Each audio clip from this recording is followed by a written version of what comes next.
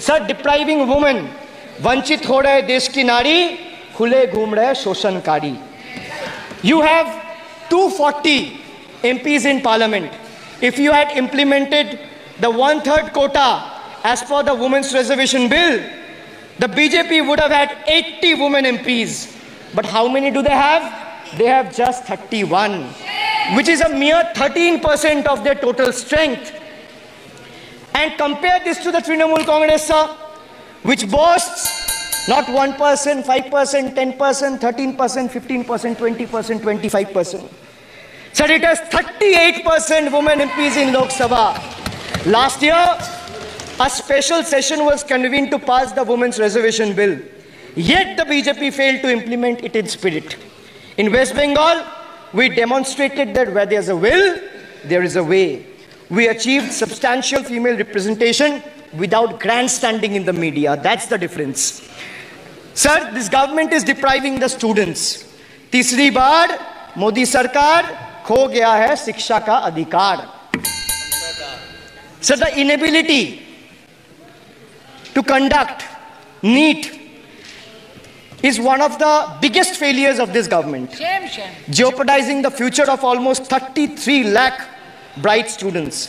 India parties, we all of us in the opposition, demanded a discussion on this in parliament, but hardly a word from the Honorable Prime Minister on this issue. Sir, our CM wrote to the PM for scrapping NEET in favor of reverting to a system where state government conducts their own medical tests. Sir, more than 12,000 vacancies in Kendriya Vidyalayas nationwide are yet to be filled in. Sir, more than 7,50,000 vacancies for teaching posts nationwide from class 1 to class 8. More than 1,20,000 vacancies for teaching posts in UP alone from class 1 to class 8. Students account for 8% of total suicide victims. More than 13,000 students' lives are lost every year because of suicide. Sir. जो लोग संविधान को जेब में लेकर के जीते हैं, उनको पता नहीं है कि आपने मुस्लिम महिलाओं को कैसी मुसीबतों में जीने के लिए मजबूर कर दिया था। हमने ट्रिपल तलाक का खात्मा कर करके संविधान की भावना के अनुरूप मुस्लिम बेटियों को हक देने का काम किया है, समानता का अधिकार दिया है। जाति की बातें करना कुछ लोगों के लिए फैशन बन गई है। पिछले 30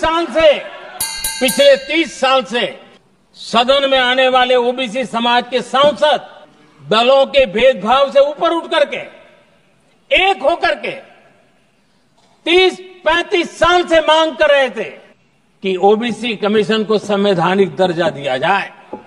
जिन लोगों का आज जातिवाद में मलाई दिखती है, उनको उस समय ओबीसी समाज की याद नहीं आई। ये हम हैं जिन्होंने ओबीसी समाज को संवैधानिक दर्जा दिया। पिछड़ा वर्ग आयोग आज संवैधानिक व्यवस्था में जो है, देशवासियों को उनके सामने एक अहम सवाल रखना चाहता हूं। और अध्यक्ष महोदय, जरूर देशवासी मेरे इस सवाल पर चिंतन भी करेंगे और चौराहे पर चर्चा भी करेंगे। कोई मुझे बताएं, क्या एक ही समय में संसद में एससी वर्ग के एक ही परिवार के 3 सांसद कभी हुए हैं क्या? एससी वर्ग के एक ही परिवार के 3 सांसद कभी भी हुए क्या?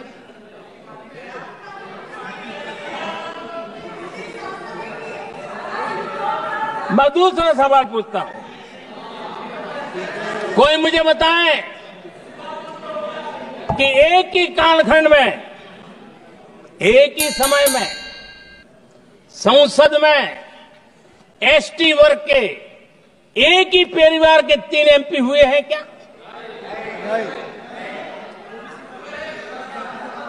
आदरणीय अध्यक्ष जी, कुछ लोगों की वाणी और व्यवहार में कितना फर्क होता है, मेरे एक सवाल के जवाब में मिला।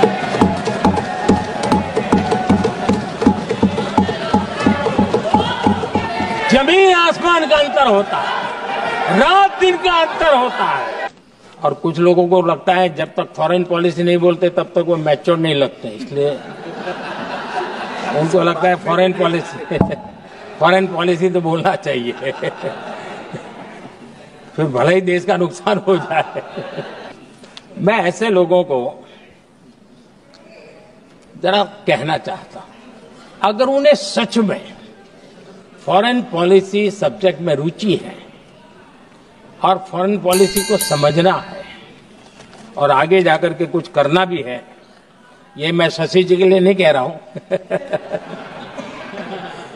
तो मैं ऐसे लोगों को कहूंगा एक किताब जरूर पढ़े। हो सकता है उनको बहुत फिर कहां क्या बोलना उतनी समझ हो जाएगी। वो किताब का नाम है JF case forgotten crisis. JF Kennedy की बात है। JF केस फॉरगॉटन क्राइसिस नाम की किताब है। ये किताब एक प्रसिद्ध फॉरेन पॉलिसी स्कॉलर ने लिखी है और इसमें महत्वपूर्ण घटनाओं का जिक्र है।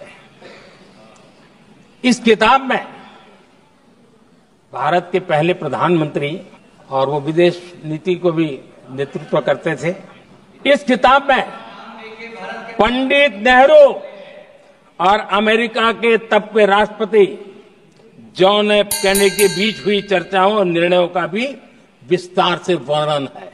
जब देश ढेर सारी चुनौतियों का सामना कर रहा था, तब विदेश नीति के नाम पर क्या खेल हो रहा था, उस किताब के माध्यम से सामने आ रहा है। और इसलिए मैं कहूंगा कि जरा ये किताब पढ़िए। इस देश का दुर्भाग्य देखिए, सरकारें कैसी चलाई गई, किसके लिए चलाई गई। माननीय सदस्य, मैं सबसे आपसे आग्रह कर रहा हूं, आप सदन की गरिमा बनाए रखें। बैठे बैठे कोई माननीय सदस्य टिप्पणी नहीं करे, उचित नहीं है, ये गलत तरीका है आपका। ये सदन की मर्यादा नहीं है आपकी। आप प्रोटेक्ट करना चाहते हैं उनको इस तरीके से, गलत तरीका, ये गलत तरीका है। आप बैठे बैठे टिप्पणी करना चाहते हैं।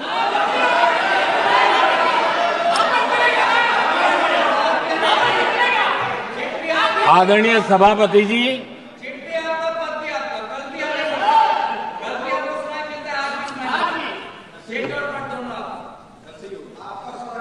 जब ज्यादा बुखार चढ़ जाता है